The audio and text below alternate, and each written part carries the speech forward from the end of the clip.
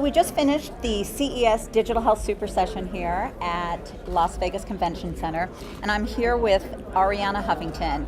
And a lot of people have a lot of questions around why would she be coming to CES, so why don't I let you open that up? Well, I'm really excited to be here because we are launching a new app around health. We are calling it GPS for the Soul. It just launched today, and I hope you'll download it on your iPhones. And we've worked with HeartMath and with BeLife to create a proxy for stress, heart rate variability. So you get the reading of your stress level through your heart rate variability. Right. And then you create the kind of guides that can help you course correct. Like mine has pictures of my children when they were young and unproblematic, music, poetry, pictures, whatever it is that helps you get to that place of gratitude, of peace.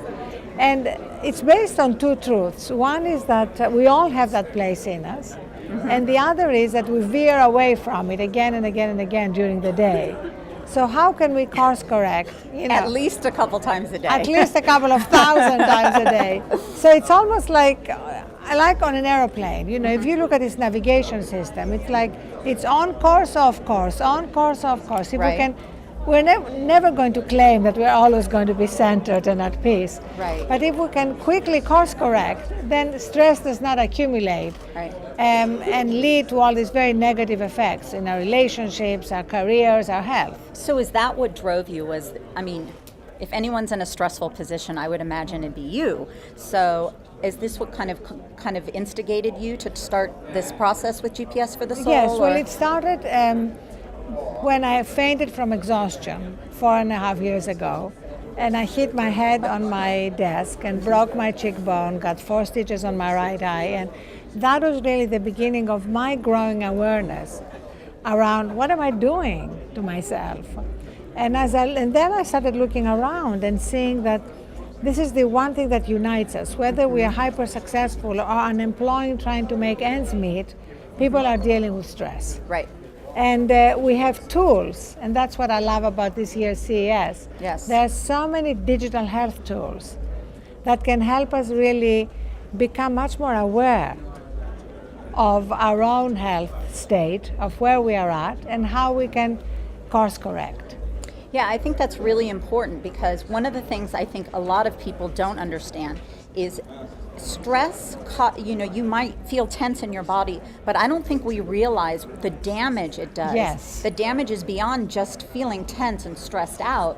The damage is different types of chronic disease and inflammation of the body, and I commend you for doing this because I think it's smart. Well, you're so right. We need to make the connection between, as you said, I'm feeling tense, and diabetes, obesity, heart disease, high blood pressure, all these diseases which are preventable and on which we are spending 75%, according to CDC, of all our healthcare costs go to preventable chronic diseases. So if we can actually begin with what we can do ourselves. As consumers, we can take some control. Exactly, yeah, and recognize that it's partly physical and partly mental. Yes. And that's why we called it GPS for the Soul. Another thing that is stunning, Jill, is the fact that we now have 1 in 8 Americans, including children, is on some form of psychotropic medication, whether it's antidepressants or sleep medicine. I had no idea. Obviously, there are people who need these medications, but clearly there are millions of people who can learn to manage their stress better. And think about it as, you're someone who's, first of all, 1 in 8. That's an insane number. They shouldn't be taking those drugs. They should learn. I think there was a word called cognitive behavioral modification and training. It's almost like that. Like you talk about course correction. Right. Well, let's take a specific example. So this morning I was caught in really bad traffic coming from the hotel from the beginning of our session, right? Yes. Obviously, we're professionals, we want to be on time. I didn't want to stress you. That's okay. I didn't want to stress my fellow panelists. So then I had the choice, once I arrived and I could start, to carry that stress with me or to let it go and be in the present. We all have these choices. We can't prevent things going wrong. Right. But we can prevent not carrying them on for the rest of the day, or the rest of the month, or the rest of our life. So that's why we talk about course correction, and that's really at the heart of the app. Yes.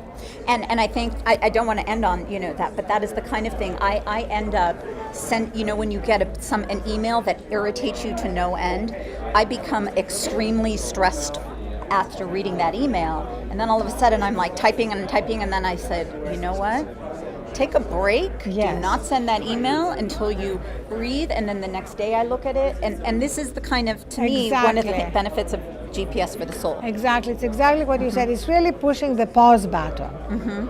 And breathing, which is part of the GPS for the soul, the breathing pacer, is part of the ways in which we can deal with the stresses of the day. Wonderful. Thank you for taking a few minutes with us. Thank you so much. Thank you for being Thank you a for part what you're of this. doing here. Thank I you really so much. appreciate it. Thank you.